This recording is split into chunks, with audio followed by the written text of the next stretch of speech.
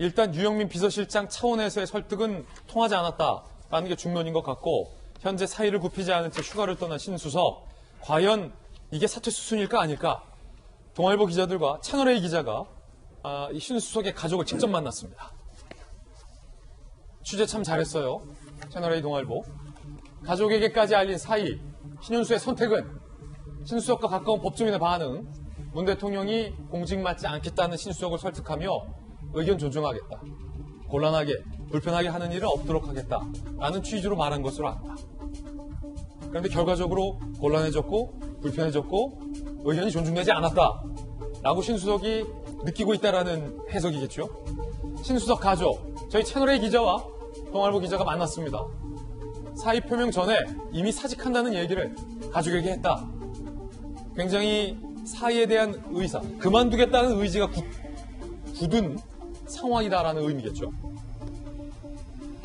법조계, 사의 과정이 이렇게 구체적으로 공개됐는데 돌아와서 다시 아무 일 없었던 것처럼 근무할 수 있겠냐? 검찰 내부, 다시 근무하기는 어려울 것 같다. 라는 얘기가 나오고 있는 상황입니다. 김영주 의원께서 보시기에 사표를 내고 비서실장이 왔다. 그런데 뜻을 굽히지 않고 이제 휴가를 갔다. 가족들에게는 이 일이 알려지기 전에 한참 나 그만두겠다. 이 얘기를 했다. 종합적으로 봤을 때 이거 그냥 이대로 물러나는 겁니까? 어떻게 보십니까? 아까 얘기한 것처럼 실제로 보면 대통령이 한 번 더 이렇게 설득할 수 있느냐.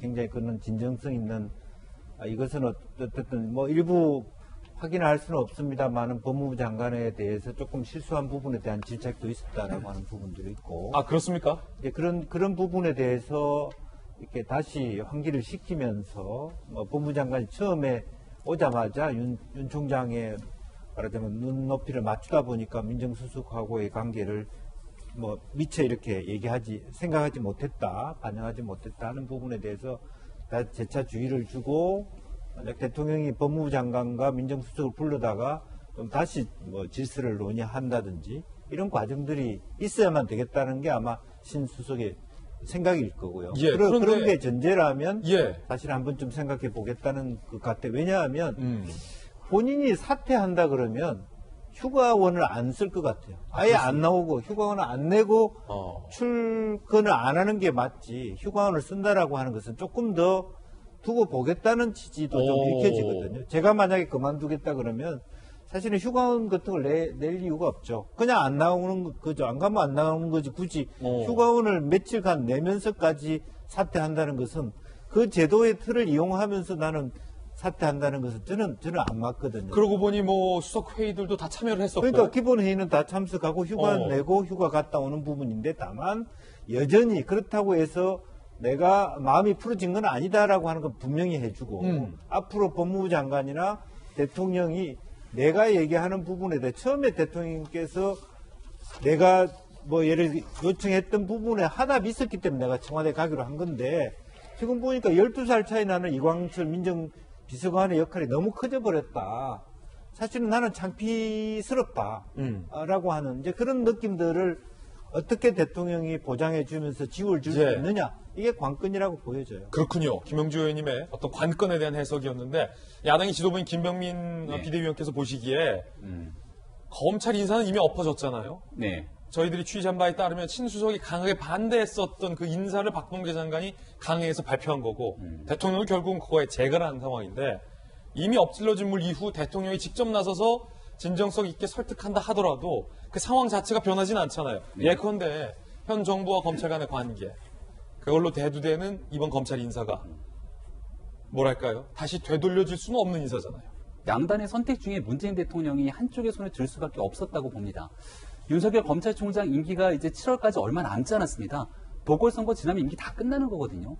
그럼 한 두어 달, 석 달 정도만 조금만 더 버텨주면 윤석열 총장이 아니라 원하는 검찰총장 임명하면서 다시 한번 친정체제를 구축할 수 있을 텐데 여기에 윤석열 검찰총장에게 힘을 실어줄 수 있는 인사를 해야 되는가에 대한 고민들이 있었을 거라고 저는 생각합니다. 어제 한 언론 보도를 보니까 지금 박범계 장관, 이광철 비서관 사이에서 신현 수석이 단순히 패싱당한 게 아니라 신년수 수석이 대통령에게 이성윤 중앙지검장을 콕 집어갖고 여기에 대한 교체를 이야기를 했다가 언짢은 소리 들었다. 이런 보도들도 나오고 있는 상황입니다. 좀 사실관계를 좀 확인해 현재는 봐야겠습니다만. 각종 보도들이 나오고 있기 때문에 여기에 대한 청와대의 입장이라든지 우리가 봐야겠습니다만 일단 신현 수석은 지금 우리가 말을 듣고 있지 않는 신현 수석의 이야기를 직접적으로 듣지 않는 상황에서 각종 추측이 난무할 수밖에 없죠. 왜 신현 수석이 휴가를 갔을까? 저는 신현 수석이 문재인 대통령에게 취할 수 있는 최대한의 예의를 갖추고 있다고 생각합니다. 마지막 얘기다. 이 사건이 나오게 됐던 건 청와대로 나온 게 아니라 취재 과정에 언론을 통해 보도돼서 청와대를 향해 묻게 되니까 청와대가 하나 둘씩 이야기를 끄집어내면서 사건이 일파만파 커지게 된 것이죠. 신현 수석이 만약 휴가를 내지 않고 그냥 사직서 던져버리고 집에 가버리면 아마 대한민국 언론이 난리가 났을 겁니다. 특히 민정수석 파동이라고 우리가 명명할 수도 있겠다 생각이 드는데 가만히 시계를 거꾸로 2015년, 16년으로 돌려보면 그 당시 무슨 일들이 있었습니까? 김영환 민정수석 파동을 아마 기억하실 텐데 당시 김영환 민정수석이 김기춘 비서실장이랑 갈등을 던지면서 사표를 던지겠다고 하니까 이 민정수석 파동이라고 당시 문재인 대통령이 야당의 지도부로 올라서려고 하는 시점에서 뭐라고 얘기를 했는가? 민정수석 항명 사표라는 태풍이 국가의 기반을 쑥대밭으로 만들었다. 이렇게 얘기하면서 박근혜 대통령을 향해 직접 사과하라고 합니다. 지금 2021년 현재 상황에서 정반대의 대깔꼬마니 같은 일들이 벌어지고 있는데 그 부담은 고스란히 문재인 대통령이 갈 수밖에 없죠. 예. 아마도 이런 측면에서 본인이 확고하게 뜻을 넣고 문재인 대통령이 결단을 요구했던 것 같은데 지금 상황에서는 상황이 걷잡을 수 없게 커지는 과정에서 이제는 뭐 나머지 사람들이 풀 수 있는 문제가 아니라 대통령이 직접 나서서 문제를 풀 수밖에 없게 됐다 이렇게 봅니다. 방금 말씀하신 2015년 그때 그 발언 네. 직접 들어보시죠.